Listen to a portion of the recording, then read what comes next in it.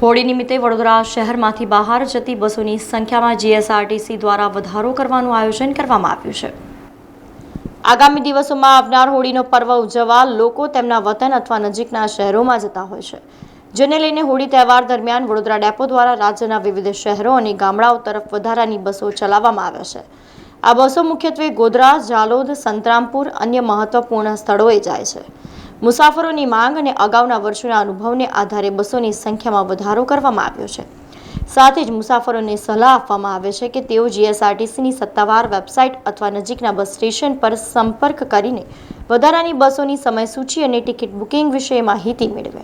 વડોદરા વિભાગ દ્વારા નિયમિત સંચાલન ઉપરાંત 10-12ની બોર્ડની પરીક્ષાઓના આયોજન સાથે હોળીનું એક્સ્ટ્રા આયોજન કરવામાં આવ્યું છે। 10થી શરૂ કરીને 14 તારીખ સુધી અલગ અલગ બસોનું આયોજન કરવામાં આવ્યું છે। ગઈકાલે 54 ટ્રીપો હતી, આજે 75 બસોનું આયોજન છે। આવતીકાલે એમ ક્રમશઃ ધીમે ધીમે અમે બસોને વધારવાનો પ્રયત્ન કરીશું। લગભગ 110 બસોનું આયોજન છે।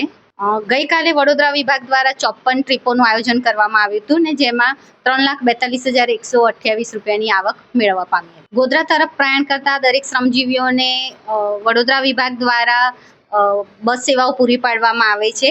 એમને બરોડા CBS ખાતેથી ટોટલ બસોનું સંચાલન ત્યાંના કર્મચારીઓ દ્વારા તે લોકોને પોતાના નિયત ગંતવ્ય સ્થળે પહોંચી શકે એ માટેના અલગ અલગ જગ્યાએ બસોના સ્ટોપ કરવામાં આવ્યા છે ને તેમાંથી એ લોકોને પોતાના ગંતવ્ય સ્થાને પહોંચી શકે એ માટેનું સુચારું આયોજન કરવામાં આવેલ છે।